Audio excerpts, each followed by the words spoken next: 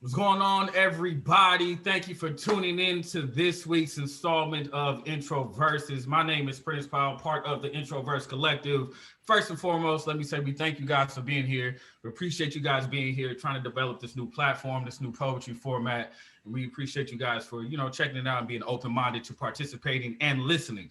But tonight, we have a wonderful bout for y'all. We have my man Dasan representing Durham, North Carolina, and our man from the Introverse Live Squad.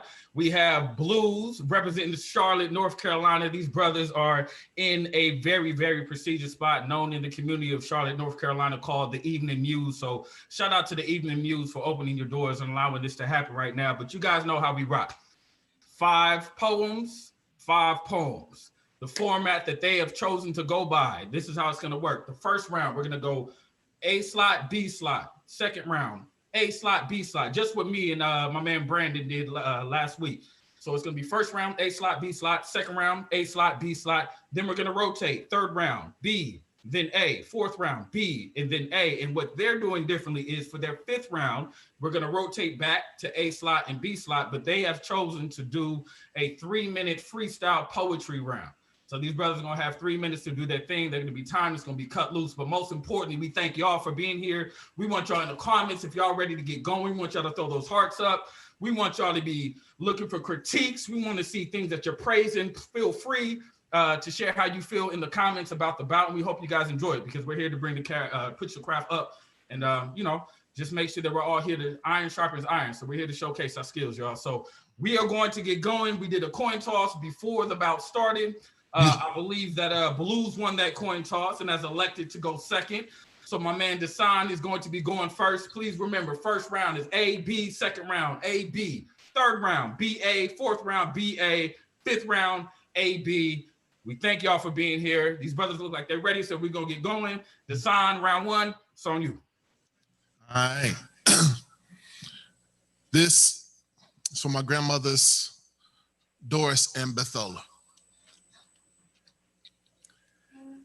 Ain't no glory like lifted voices. Crescendo like burning sage. Riffs like whips and auction blocks. Runs like late night through bayous. Moans like lost days in classrooms and last days on street corners. We spend Sundays searching for the blessed assurance that we gonna see another sunrise. And ain't that sound deep and guttural? Ain't it a song? If there's one thing I know, ain't no heaven like a black woman's dinner table. Ain't no hallelujah like redemption songs, all charcoal and shotgun. Ain't no almanac for the notes you learn painful. Ain't no census for the massive of that reverie. Ain't no recipe for the way melody, molasses, and butter make Jesus' harmony leavened. And don't it feed you like loaves and fish? Don't it sit on your chest like hung on cross? Won't it come back when boulder burdened by silence? And they say that holiness is random or spontaneous, but ain't it just right time and right place? And ain't that love as proud and specific as who made the stuffing and potato salad? I tell you, it's something magnificent when you think about it. The way that everything comes together, and don't it smell like pearly gates open? Don't it feel like liberation rang the doorbell? They say that you can find our Lord and Savior on the right hand of God, and you can find that matriarchal choir on the left. Gossip and memory never sounded so glorious. Laughter made you believe tomorrow was possible. Smile made you think hate was a boogeyman for another night, and ain't no glue like a black woman's belief. She say it's gonna be okay, it be. She say it's in God's hands, it be. She say food is served, it be an altar and a prayer. Cause ain't no glory but God, and ain't no rule but hers. It be a sanctuary and a sermon. It be a boot camp and a blessing where you don't challenge the authority. You know when to fall in line and you take orders as they come. This battalion be their babies no matter the age. And this meal is a strategy we are so very thankful for, so very thankful. Ain't no lesson in leadership like plate made. Ain't no reward like plate clean. Ain't no better reminder than second serve. Here we learn that there is always more work to do. I mean, didn't Moses and Aaron travel in the wilderness for 40 days before they made it to the promised land? And ain't it a black woman's magic that she reduces it to 6 days? I mean, it's a miracle the way she gathers us on Sunday like disciples, scriptures us a family, teaches that faith can move us forward, whether blood or promise before a pastor, whether adopted or still seeking admission. A family without work is a flatline blasphemy, and that ain't what she made us for. Ain't no amnesia a good enough excuse. Ain't no trouble a big enough divide. See, this table teaches us that the best of what we are is a full meal. But when that song stops, ain't ailment just another Judas? Ain't a crucifixion just a teary-eyed homegoing? Ain't the 3 days after your last hope? Don't the tears fall in rhythm to the song? Don't you find yourself singing along, never noticing how the notes come so easily? And ain't that the greatest gift you ever been given, to know what that hymn sounds like, what it feels like, to know what that kitchen looks like? Because there is one truth that I know: ain't no heaven like a black woman's dinner table. Ain't no hallelujah better than redemption songs, all magic and miracle, all charcoal and shotgun, all black and black woman, beautiful, blessed, beloved.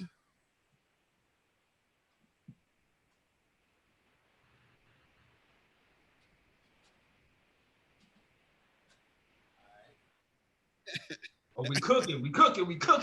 Yeah, round one. That is the sign at the top of round one, y'all. As you can see, we got some veterans up here tonight. We got some men who are very comfortable in their poems and their delivery and very confident in their pen. I'm gonna shut up because Bluz, I need to see what you got next, bro. It's on you. All right. Yeah, that's what we're doing. All right. Okay. All right. My daughter goes to therapy. It helps to quiet some of the noise of being a teenager. It helps to bury some of the pain of losing a best friend at age 14. It helps to tame some of the anxiety of a father's grand expectation. I sit in the false comfort of a lullaby lobby. It's a limbo with a leather couch, a carousel of coffee for a Keurig, matching mugs and Wi-Fi with enough bandwidth to carry all your worries and questions. John Mayer plays from the corner of the room. It's like ironic thoughts set to soft guitar. Fathers, be good to your daughters. And now you have questions. Am I enough of a John Mayer song for her? Do black women who used to be black girls wish they had therapy? Do black girls even need therapy? Do black women who used to be black girls wish their fathers would have considered therapy? Do they just wish that their fathers would have considered being a father? As a father, I'm reminded about all of my dark places. And then I wonder if I left a map with all of my suicide spots marked, buried somewhere in my baby's recent sadness, somewhere that she could find them when the tears have washed away the dirt that was used to cover them. I wonder if she used that to find them. I wonder all the places pointed out that she could go to hurt yourself and no one else could find you if she finds it, this map. I hope that this therapist helps her avoid all of those mark spaces. I hope they don't ask me for help trying to navigate it. Ask me to answer those questions, because I don't have enough soft guitar and easy calm to give her a response in song. No, I'm more just complicated and confused questions sitting in this limbo lobby, not drinking the coffee, not getting comfortable on this couch, trying to block out the John Mayer melody, still asking the question, was it even the right decision to bring her here? Because television has taught me that being father to your daughter means making tough decisions, tough choices about how they will grow up. And none of those options talk about going to a therapist. I mean, James Evans never took Thelma to therapy. Uncle Phil never took Hillary or Ashley to therapy. Carl Winslow and Dr. Huxtable never took their daughters to therapy. Black men do not take care of their daughters this way.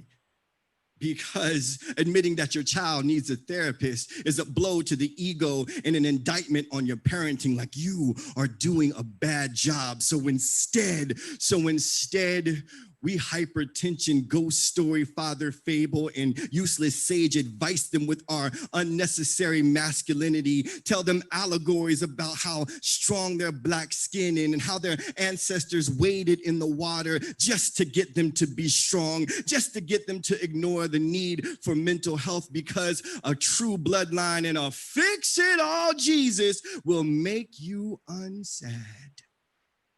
Black fatherhood tells you, don't let them into your mind. Don't let them into your body. That Robitussin in a Bible is a cure-all remedy. I know this is different,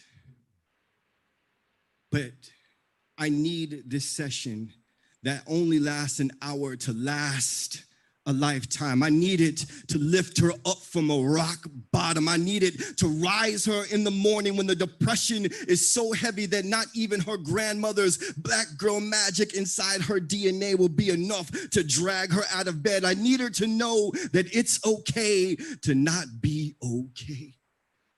She walks out of the session, a smile etched into her face, and I want to trust that that's a breakthrough. But good fathers will always carry worry and question, because I think that's what good fathers do. So I question, I wonder if she found that map. I wonder if she found all those dark marked spaces. I wonder if I'll ever be enough of a John Mayer song for this black girl.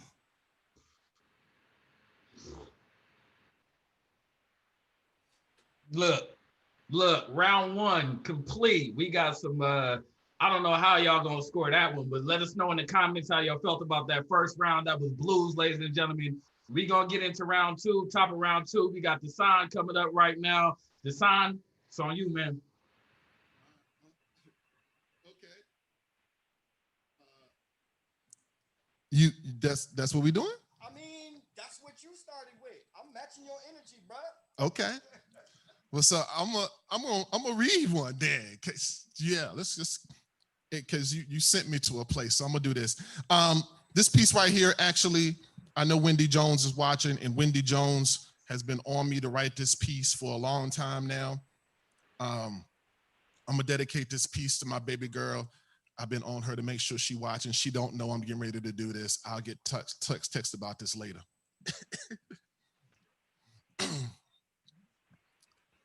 There is a fable that tells the tale of an astrologer walking one night looking up at the stars. He was so immersed in the night sky that he didn't pay attention to what was in front of him and fell into a well. Soon someone came and found him there. Instead of helping him, they told him that he should have paid more attention to the earth and that he got what he deserved. Take care of the little things and the big things will take care of themselves, they say. What does that mean when you come to know something bigger than yourself that is too precious and valuable to ignore? Don't be so caught up in looking in the future that you can't see what is in front of you, they say. What does that mean when that tomorrow is the driving force for the choices you make today? I get it. They don't know you. Nicole. See, fatherhood was something I never knew if I was ready for. My father was an abstract painting in an art gallery. I know what they say it is, but I'm looking at it and I don't understand how they drew that conclusion. Seems the explanation is there to make up for a lack of skilled effort. I guess I can say I'm lucky I get to see and experience it because it costs too much to bring it home. I mean, it's fine. It can sit there where I can visit and continue to be confused, that is, until it convinces someone that it's an asset that would eventually increase in value when I was young. My love life was always something I couldn't get a handle on. It was an ER in a gang-riddled neighborhood, a lot of patients, triage, codes, and pensions for working third shift. I tried telling my mother to stop buying me white sheets. She never seemed to understand. She knew they were cheap. I knew I didn't need any help lab coating my desire to save lives in the middle of the night. My father made reproductions while I called myself mending wounds with surgical incision between moans, expletives, and calling out our Lord and Savior's name. I think we both had a God complex. He kept making life out of mud. I kept promising a New Testament if a woman believed in his son. I met your mother when you were 1. My on-duty determination hurt her feelings. In return, she charged malpractice and broke my heart. I tried falling in love as restitution, but the civil settlement was too trauma-filled for happily ever after. After years of negotiation, we called it done. I have only bought blue and gray sheets ever since.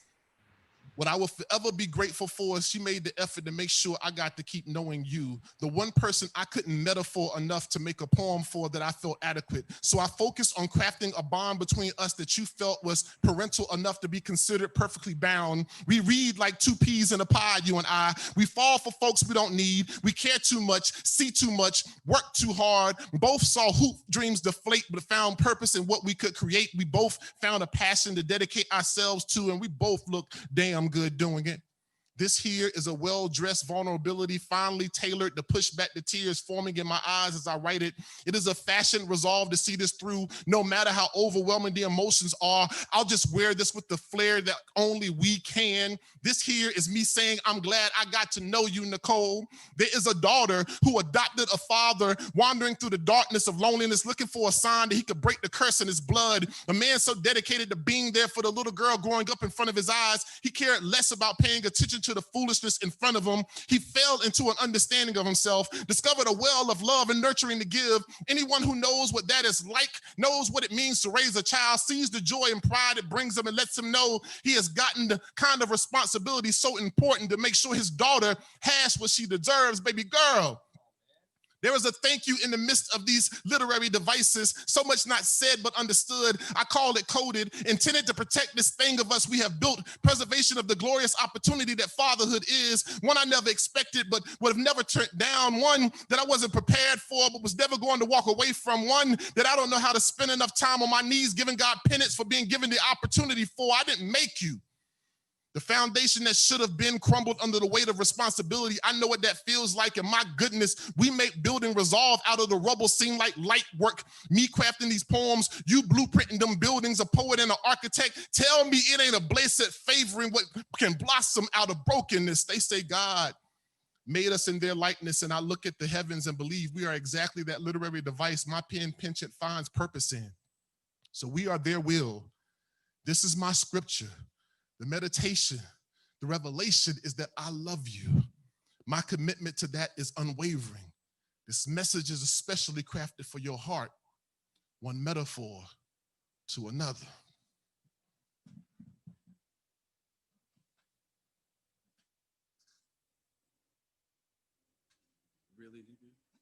We're not playing, ladies and gentlemen. That is the top of the second. That was Dasan. I hope you guys are listening to the writing in this. I hope you're listening to the delivery. I hope you guys are sifting through what you're seeing on the camera. Please remember to put all the hearts up. Hit the Cash App, Introverse Live. Let these people know what you're thinking and what you're feeling. This is the community and the forum. Up next, Bluz, on you. Round 2.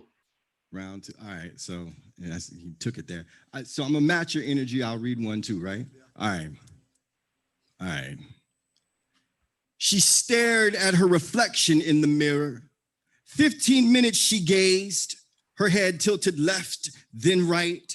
She turned her face right, then left, letting her eyes catch every angle. She leans in to get a closer look, to examine the image beaming back at her. She grows a beautiful Black girl smile, proud of the moment. The moment, her edges were perfect. Edges look like a sunset seeking into a horizon seen from a cruise ship. Edges look like a long scalp massage. Her edges sparked joy like a hot donut sign in the brightest red neon you could imagine. Her edges were blessed by every ancestor and Madam C.J. Walker. Her edges were cool side of the pillow. Her edges were good times sung by the Mississippi Mass Choir on Dr. King's birthday. Her edges were Miss Seeley at home fixing to shave Mister, then telling Mister with 2 fingers, till you do right by me, everything you do gon' fail. Her edges were Rhapsody, winning a Grammy. Her edges looked like her edges at the Grammys, like Viola Davis walking onto an Oscar stage. Her edges were on Sade levels of Sade. Her edges looked like God said yes, then rested on the 7th day. Edges look like how Shaka Khan sounds like, ain't nobody like Patti LaBelle, somebody loves you, baby. Like Sister Rosetta Tharpe playing electric guitar in heaven. Edges look like heaven, like Misty Copeland and Alvin Ailey praise dancing across her forehead. Ages slick as a Mom's Mabley joke, straightforward as a Samore set. Edges were swipe right, tighter than a K-dot verse. Like her edges looked like they smelled like the inside of a grandmother's church purse full of peppermint candy. Edges look beautiful, like every Black woman who dared to shave off all her hair, championed through chemo, conquered cancer, and ripped off a do-rag to reveal the Caesar full of waves. Edges be on fleek, slayed, laid, baby-haired with a toothbrush in a gifted hand. Her edges just be. She looked at her reflection in the mirror, turned her face left, then right, letting her eyes catch every angle of the miracle that rested in every strand that grew from every follicle, then leaned in, examined the uniqueness of her entire face, smiled, glanced up at God and whispered, yes.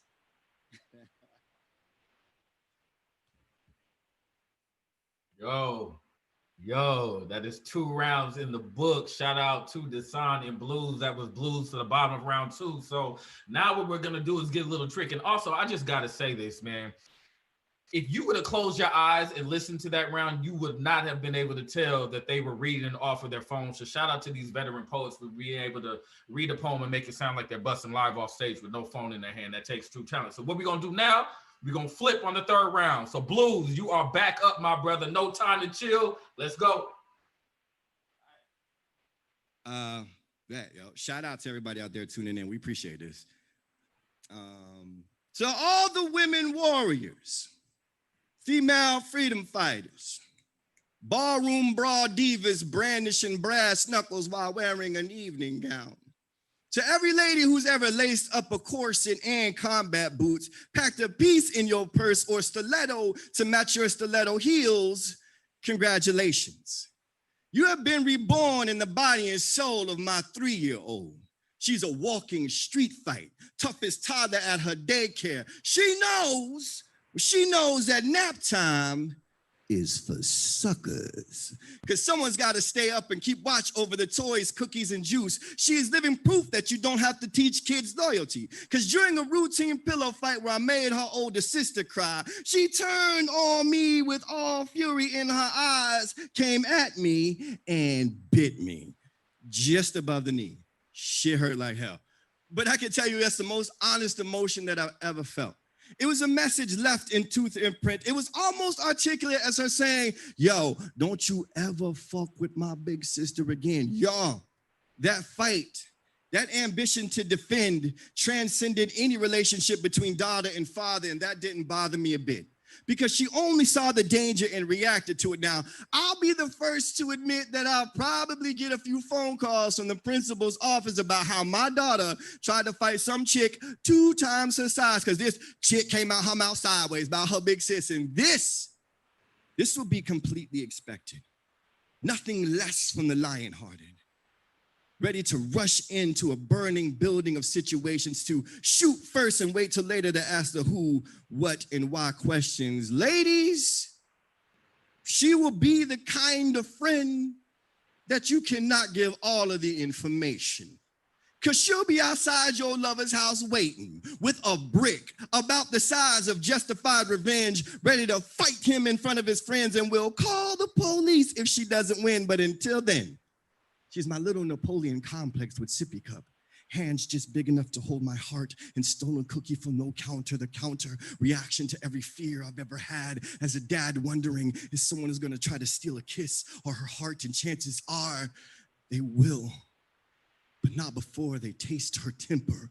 recognize that she is a fighter and won't be swept away by their charming breeze. She already owns the wind. She came into this world a hurricane, a natural force to be reckoned with. They should be lucky to even know her name, to know for the sake of everything she loves dearly, she will fight her own father, tooth and nail, literally.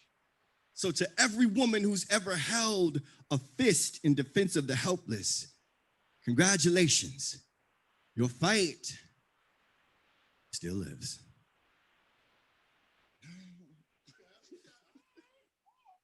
Oh, he threw something at you with the shoulder, man. Dasan, you up next, bro. We gonna keep it going. What you got? What you got?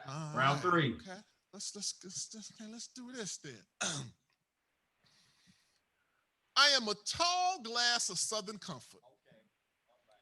A poem on the tongue of a chapped-lipped soothsayer with buck teeth chomping at the bit to tell you that ink spills like oil by the hand that put it there. So don't make your page an ocean and mine the congressman's daughter's trust fund when both pages are filled by the same crude inspiration. Do not paint my impact and my passion as popular. It is purpose. It is a Roberta Flack vibrato and a Bob Dylan guitar riff, both soulful and socially relevant. You will not martyr your malcontent in Scottsboro 9, my significance, pushing people to consider someone else's words over mine and locking me in a category I cannot escape from. There is wisdom.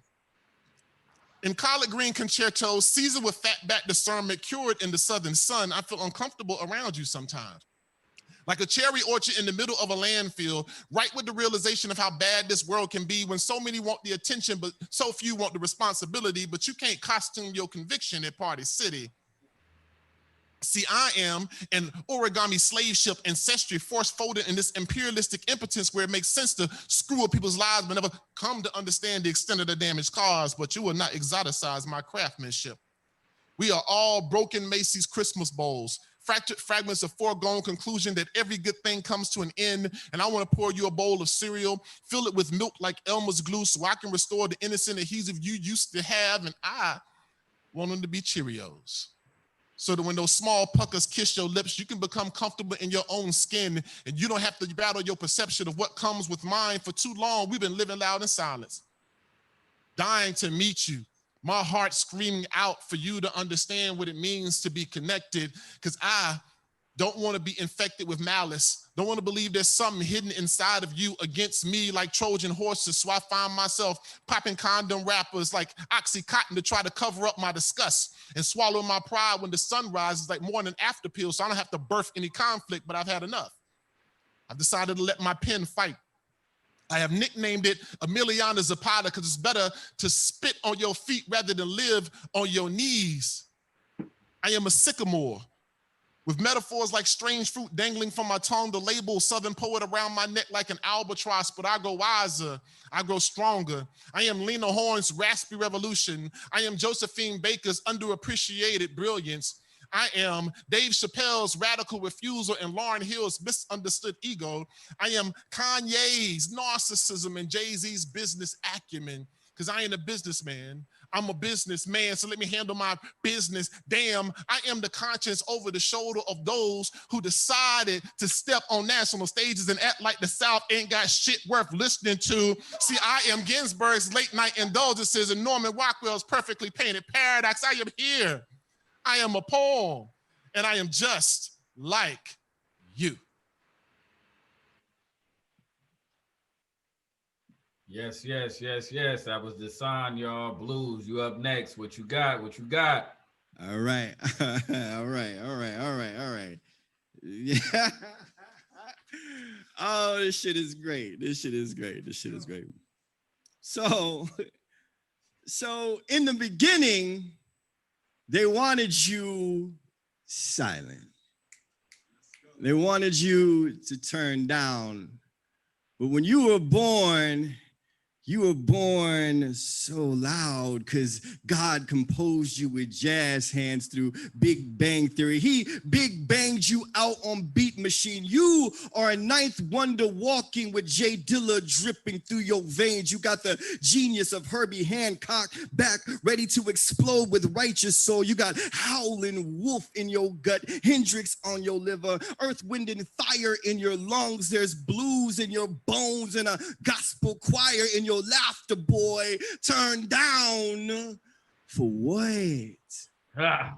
Because the music inside you scares them enough to dump bullets into your vehicle at a gas station. For the day a Michael Dunn pulls a gun on you for how loud your skin sounded, that he couldn't even hear his own ignorance and fear over the cranked up decibels of God rocking through your body. I want you to tell me, what song were your eyes playing? What station was your smile tuned into? It must have been a heavenly one. It sounded like you got called home. It's like you and Trayvon and all these other black boys' theme songs are just theme songs to die to. Turn down for what? So they can forget how beautiful you sounded? How your voice echoed back against the society that best views you dying stereotypically on YouTube, that best sees you as a problem solved by pretending that your rights or your justice don't exist. The close of your casket will be deafening. It will never be BDS coded, although it will always be requested on the radio for your murder. It's like these black boys keep giving them songs to die to. It's like they keep giving them songs to die to, like track produced by Jim Crow America. They keep throwing you a holy mackerel of a Macklemore MC to distract you from hearing that black boys all over this U.S. are still dying, that black boys in L.A. are still dying, that black boys in Charlotte are still dying, that black boys in New York are still dying. The sound of their bodies falling was so turned up. The sound of their mothers crying was so turned up that eardrums erupted and faded into white noise. Black boys, they are trying to silence you one injustice at a time, but I don't ever want you to forget the volume of your greatness, how scared they are of how big you sound. And when they ask you to keep your spirit down, I want you to show them how your soul gets crunk. That's when you turn around, let the sound of God come out your mouth, and you tell them, turn down for what? Woo, we're making it hard. Making it hard, ladies and gentlemen. I hope you guys are appreciating this. We are now at the bottom of the fourth. Dasan, brother, it's on you. Let's go. Okay, all right. Cool, then. Let's speak to the people real quick. Like that.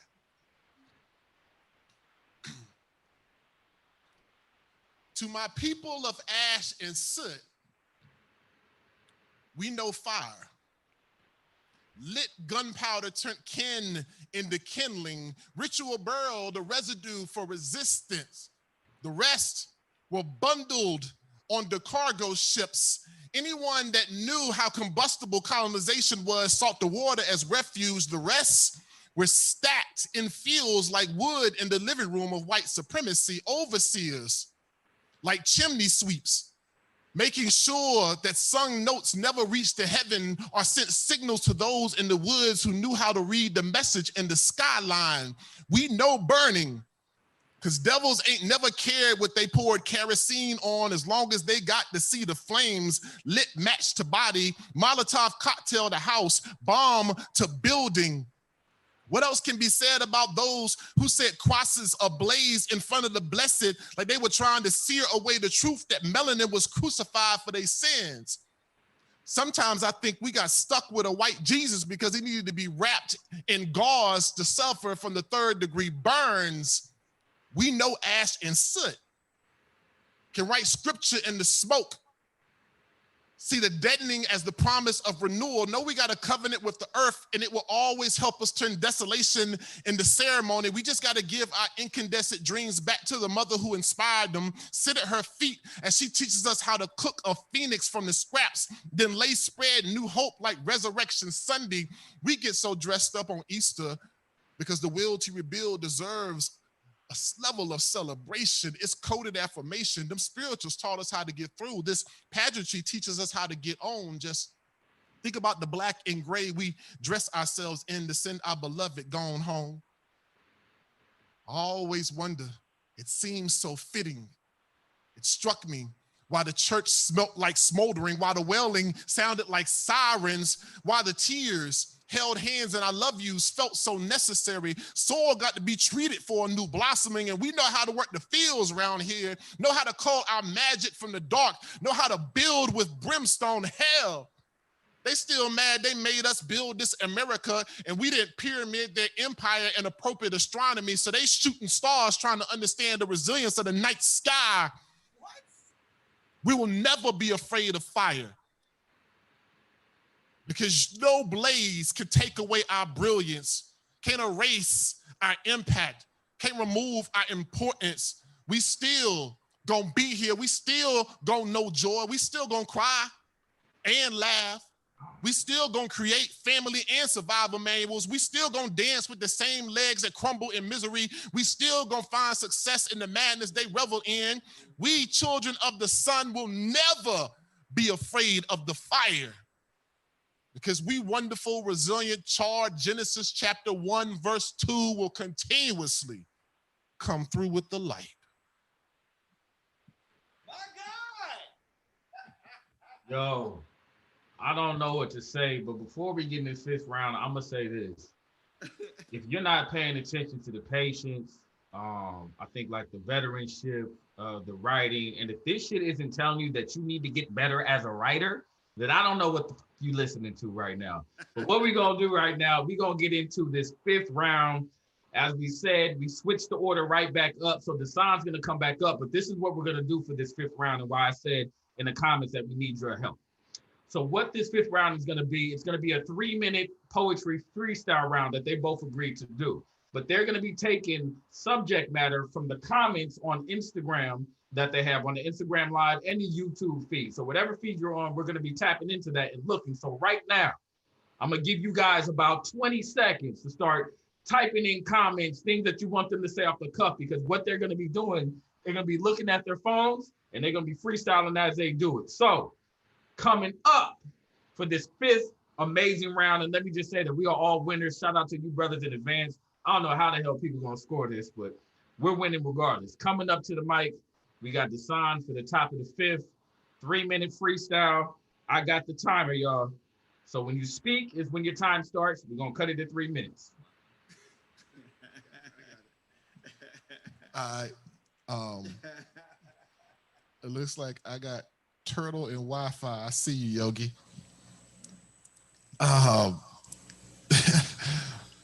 Turtle and Wi-Fi. Okay.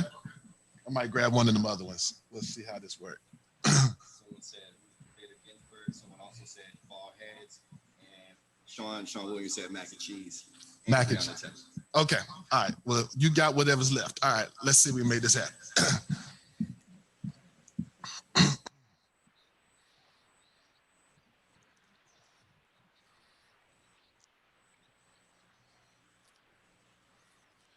I'm tired of trying to have to explain how we survive here so long. Tired of trying to get people to recognize that we have existed with a magic, a sorcery inside of us that has held us together, made us face all the obstacles in our path, and has allowed us to recontextualize the circumstance, still vision that we can possibly win and make things happen in the midst of the progress towards that end. I'm tired, y'all. See, what I understand is right now, there are folks who think that they have everything figured out. Some want to call it a new world order. What I call it is a understood chaos when people have cast aside any hold they had to the heritage that they used to own in order to subscribe to a whiteness that offers them privilege and supremacy, that says that they can look at us and keep us down. I get it, because they're nothing but tricksters. They are walking in the archetype of a Loki. See, these Looney Tunes think that they are something unique, but we recognize they ain't nothing but crazy. It's fine. They can think that they always gonna be able to figure out how to stay ahead of us, but the tortoise always knows how to win the race by staying steady. We pray on Sundays, hold hands. We love hard, work hard, and keep our vision connected to the fact that Black is beautiful because it is the shell that we are armored in. See, when you think about us, don't think about teenagers in a half shell. What you need to think about is Black resistance in the midst of a warrior covered in a legacy and a tradition that we have been walking in. We are turtles who understand that as long as we keep moving forward, you cannot get in our way or stop us. We will get to the destination. And me, myself, I get it because I am plugged into a higher power. It is the thing that fuels me, keeps me connected, helps me understand all the information that I need to read what is going on with these devils in this world. That's why I know that I can hold faith because I am plugged into a magnificent Wi-Fi. I don't need Spectrum. I don't need Google Fiber. What I have is my grandmother's in heaven reaching down to let me know, son, you are covered. We in Jesus's ear right now, letting him know to let you do this good damn work. I get it. I recognize that we have to keep pushing because they want to knock down doors. They want to push through the barriers, and we standing behind and trying to live our lives. And we lose people behind them when they rush in for the wrong reason. They took Breonna Taylor, said they was looking for drugs. What they wanted was a reason to send a message to us to tell us that we are not safe even in our own homes, but they need to make sure them officers are prosecuted because we need to know that they gonna recognize that if you step in the home, you have declared war and we ready. We ready. Ask somebody down south about what it means to knock until you buck and make sure that everybody gets it, that we've been at this since the 99 and since 2000 when you told us we were going to end in darkness. We said we understand what darkness is. We are the legacy of the heavens and we made light out of darkness, so we understand what to do. Just make sure it's not gunfire when we shoot at you. Stop, man, stop. Damn. Bluz, it's... B, you supposed to cut him off like 45 seconds ago, bruh. Hey, my bad. All right, well, shit. My bad. Here we go. Yeah, he did black out. So I'm looking at my phone, seeing if these prompts roll through. And yeah, Sean Williams, my nigga did black out. Like we do once a month, black out on Introverse Live, we black out. We get as many Black folks as we can to do Black poems, so we black out the injustice, black out all this racial inequality, we black out with our poetry. Listen, shout out to the plus size ladies. I hope you black out too. When you show up to work, show them how you do, boo. How you do, boo. You black the fuck out. You show them all these curves of greatness, how you are going to bear witness to God's living creation, walking through what heaven looks like in two shoes. At the job, I see you, boo. I want you to keep pushing and doing everything that you need to do in this world. For 2020, make this shit a win. I don't care what we've been in and what we've been going through. And what we've been in and what we've been going through. I stumbled because often we stumble, but we have to get back up and keep running. I'm still looking at my phone to see what's coming through. Oh, a hanger and a ring from Yogi with two eyes. Listen, I've hung out with people who always just wanted a ring to put a ring on it. If you hang around him long enough, he might put a ring on it, but he might put a ring around your eyes. So don't hang around for that shit. Use a hanger to rip his balls from testicle to neck. I'm just saying, don't stick around for that plan. Ladies, in 2020, make sure that you let that nigga know a ring on the finger can easily put a ring in your eye. I don't care how you feel about anything, because I'm stuck in a position where I'm trying to freestyle this thing. So I go back to my phone, barbecue sauce and white people. Thank you, Prentice Powell, for that. I mean, barbecue sauce and white people is not the same thing as potato salad and raisins, because there's some white people who can barbecue. They say Texas has the worst, and I would dispute that, because I know a guy named Bob Whoopie who can throw down on a barbecue grill. If you've ever had any of his brisket, then you would swear to God it was dipped in the tears of Jesus. I promise you, y'all, we are going to keep rolling. Whoa, shit, I used it. I mean, I'm going to keep doing them until until they stop scrolling through. I just keep rushing through and scrolling and holy shit, there's one about whiskey. I love whiskey. Shout out to Wild Perfectionist. I don't drink whiskey often, but when I'm with my Poe It Up podcast, and that's what we Poe Up whiskey, bourbons from Kentucky. Did you know that Uncle Nearest taught that dude, what's his name? We won't even mention it because Uncle Nearest has the good shit, the original shit. You should drink it every time you go to the ABC store. Go ahead, get you a Crown Royal apple and ask for that Uncle Nearest. Support that black business. Boy, it's a freestyle on Introverse Live, and I hope you all have had a good time. I'm gonna stop right here with this line, man. Listen, shout out to the Evening Muse for doing what they do, and shout out to my brother Prentice Powell. If y'all don't understand what he just did, he had a commercial run on the Emmy Awards where some of the top names in this business read his lines.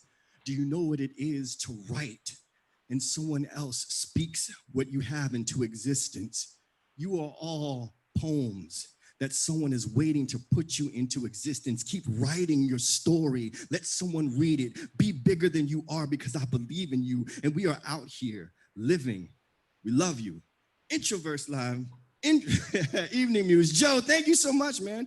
That's it. I'm pretty sure I went over time. Listen, now if you gonna do poems, that's how you do poems. I don't care what nobody say. That's how y'all do poems. I swear to God, man, I love y'all brothers so much. I know this isn't part of the normal spiel, but ladies and gentlemen, can we please give real round of applause? Put your phone down, your laptop down, and actually show some energy through that camera for these two brothers for what they just did. But we are not done. We're gonna have Jessica get up. Shout out to our girl Jessica, who does the interviews and asks questions. Gonna give them an opportunity to talk about what they experienced, give it a chance for you guys to stick around. But also, the brother shouted out the commercial I had. Thanks, Bluz, appreciate it. However, we have another brother, more importantly right now, by the name of Brandon Leaks, who just did his final performance, final poem on America's Got Talent. All this brother needs are your votes in order to win $1 million, ladies and gentlemen. This brother has an opportunity to take poetry a whole different level. He already has, but we need your votes on NBC. So what you can do is go vote right now and support this man in the craft that we're doing, and hopefully that man gets $1 million in his pocket. So shout out to Brandon Leaks for doing that. Back to Introverse Live. Again, as I said, we have Jessica coming up, but I need to know real quick before we go to Jessica how everybody feels. So please, in your comments, let us know what you thought of about. We have an opportunity for you guys to ask questions. Jessica will be asking them those questions, and these brothers will be answering them. So again, we thank you guys for checking into Introverse Live. We do this every Tuesday. We'll be announcing our next bout very, very soon. The voting is going to go up in the polls. So what we want you guys to do is go up there and vote. But please, please, please, if you did not see the battle, do not vote. It is not a popularity contest. It is about what you've seen and what you like and who you think deserves that win. But it is all done in love. I want to shout out Dasan. I want to shout out Bluz. My name is Prentice Powell. I've been your host, but we're going to kick it over to Jessica. We thank you guys and love you guys for tuning in. All done in love. I want to shout out Dasan. I want to shout out Bluz. My name is Prentice Powell. I've been your host, but we're going to kick it over to Jessica. We thank you guys. Perfect. Hello. Hey, everybody. Sorry, I had to scramble. I was on another class and I had pressed on nails and they all fell off and I was going to glue them on for you and I didn't. So I'm going to take them off as we talk. Do you? Hey, guys. How are you? Hey. Hey, Jessica. I know that we're down on Instagram. Are we going to wait to go back up on Instagram or? Okay, perfect. That's perfect. Perfect. Oh my God, you guys, that was so good. It was I was so caught up that like I wasn't even paying attention to other stuff I should have been paying attention to. And first of all, I love you both so much. And y'all have always been a pleasure to be around. And I met you at Ink Slam many, many years ago. And it's always been many, well, I'm old too, so it's fine. But I met you guys at Ink Slam a long time ago and I have lipstick all over, sorry. There we go. So how do you guys feel?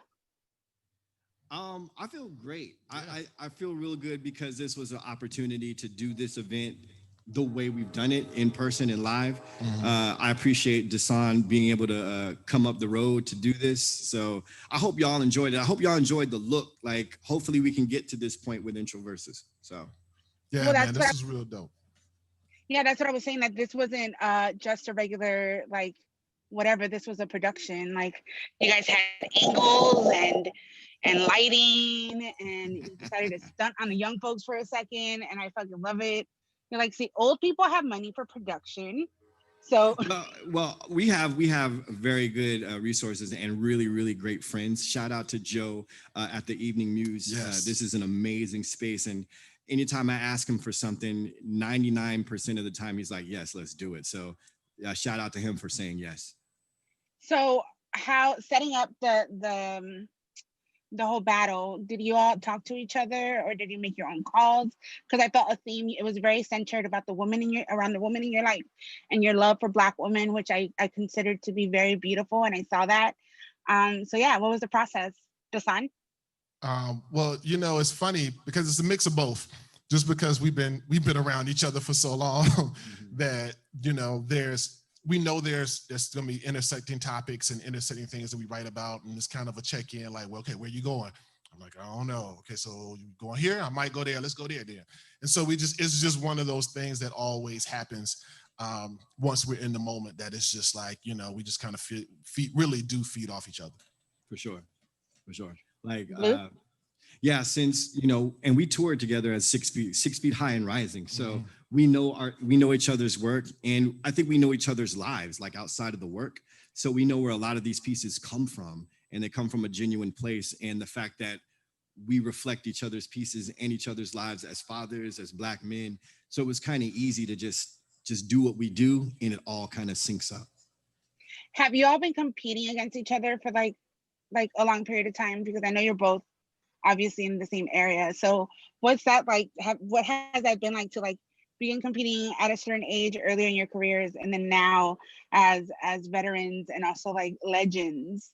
What is it like to now approach a competition against each other? Is it even like competitive, or is it just like whatever? Like what's the tone? You know, it's fun because we are vets and we know each other so well. So you kind of search for ways to kind of really keep it interesting.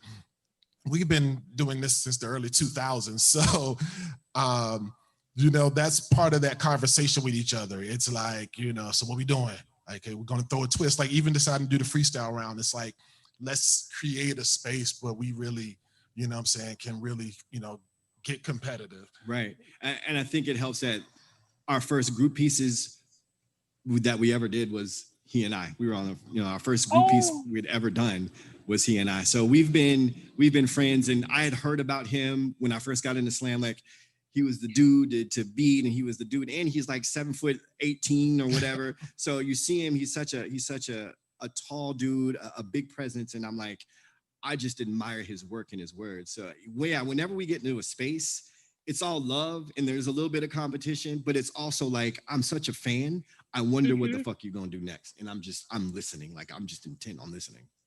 So what's the one thing that you know the other one does well that you get nervous of when you compete against each other? This motherfucker You know, like... can write. Like, he's smart as shit. Like, I love it and I hate it, because you like, I can't do any of that. I'm just gonna try to survive. That's all I can do. Man, and for Bluz, man, the things he thinks of, the way that the way he approaches a topic is always something I'm like, shit, I would have never thought about that. But then the way he structures things, it feels so fluid. It always feels so fluid, no matter how difficult the topic. It just builds and is structured and makes sense, man. And it just draws people in. So it's something I'm always looking like, okay, what the hell are you doing right now? Oh, I see. Okay, I'm watching. I'm still there. And you both also, not only are you competitors, but you're also coaches, right? Like, and I mean, Dasan, DPL, we're like, every time we go to NPS, we always go up against each other at least once. The last NPS, we went up against each other twice. No, did we? I know we went up at semifinals and a prelim, right? Yep. I'm not even gonna talk about that win y'all had that year because I'm still like having trauma over it. Seeing you with the trophy, like I was just like, yes, Bluz has the trophy. I'm happy, but I should have it. You know, like Shion should be the one gloating with, but it's so beautiful. So as coaches, like watching all the other Introversus, are there like folks that you see that you're like excited to see grow, or folks that you wish would like have more active mentoring? Are there folks that are not mentoring people that you wish were? Like what are your opinions about the current state of poetry and what we've seen come through this platform? I read that one. Nah, I mean, it's crazy because I think there's just such a depth of like experience. But I think there's three. Because it was like, I think about the Roddy joint. Mm-hmm. That was crazy. The cats from Baltimore. Yep. I didn't really know them, but I was like, yo, there's so much there. And then to see all of the larger work at stake from those cats, man. And then there's a level of savvy that Sean William, right, dig a joint, like the savvy in that. Like, I'm like, this is a study right here. Like, there's a level of presence in knowing how to turn that thing on. That showmanship, along with solid writing, but that showmanship, that level of showmanship that cats need to watch, because there are a lot of folks who can really, really pen. But commanding that stage is another thing altogether, and being able to do it the right way in the right moment. And I think those are the joints that stood out to me. Yeah, and just in terms of seeing different communities, because NPS and Southern Fried were like two different worlds. So at Southern Fried, it felt like family nurturing family, and family, when family needed to scold and get on family, they did it. And it was a way of sort of loving on them and at the same time saying, yo, you fucked up, you know? But inside of that, we tried to outright each other. We'd watch other scenes grow and be like, all right, here comes Baltimore. They're getting tighter. And then Charlotte's always watching Durham, and Durham's always watching Charlotte. So we're always asking like, yo, I see this writer. Like Ashley Lumpkin is one of the I think top writers in the country right now. And if you don't know the name, get to know the name. She's amazing. Amazing. Beast with it. And so being able to watch folks who I know coach, like a Shihan, like a Dasan, like a Rudy, coach y'all, you know what I'm saying? And seeing you grow, I understand that the coaching method gets different, but I understand it's working because the poets coming up are so much better. And I'm like, all right, there's some hope in the world, because there's some fucked up shit out there too. There's some poets who just, they're like, all right, you need better coaching. I'm not afraid to say it. I'll take the hit for that. Some poets need better coaching, and they're close, but it's like they're stuck in this zone where they think this is going to work and this is what's for me, which is fine because that's your voice. Yeah. But it's like saying, I'm going to be a left-handed dribbler and I'm going to try to get into the NBA. That shit ain't going to work. You're going to have to learn to use some other skills. So it's being in the presence of some amazing coaches, and they know who those upstart poets are, who those poets are hungry, and they watch them and help them grow into a bigger, better version of themselves. So yeah, that's for me is the beautiful thing about being in this long and seeing the growth of all of these people. I mean, yeah, and also shout out to what Dasan said about how people dismiss Southern poets and they think that there's nothing to listen to. Like, y'all are a big example of scenes that, people in bigger cities, like I was privileged to live and be in LA, right? Where we have access to so much shit and to so many dope writers that move here because this is where the opportunities are. But going to NPS and going to Southern Fried, I was just like, oh shit, there's different kind. Like Breeze was someone that I heard that I would have, if I'm going to be honest, I would have dismissed at first and been like, what's this guy with a fedora gonna say, you know? And then he opens his mouth and it's like a beautiful poem that like really like took me off center. So I think that y'all are so powerful for bringing so many people like that into the scene, nurturing them, and also like yourselves. And I hate whenever we're in about and Dasan gets put up, because I'm like, whatever, like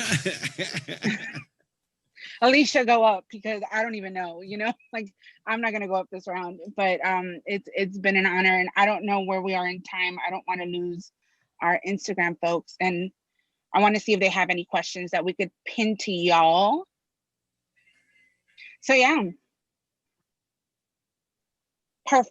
perfect. So we can cut it off here, right? I feel like they got their worth with the poems, and your first round was my favorite round.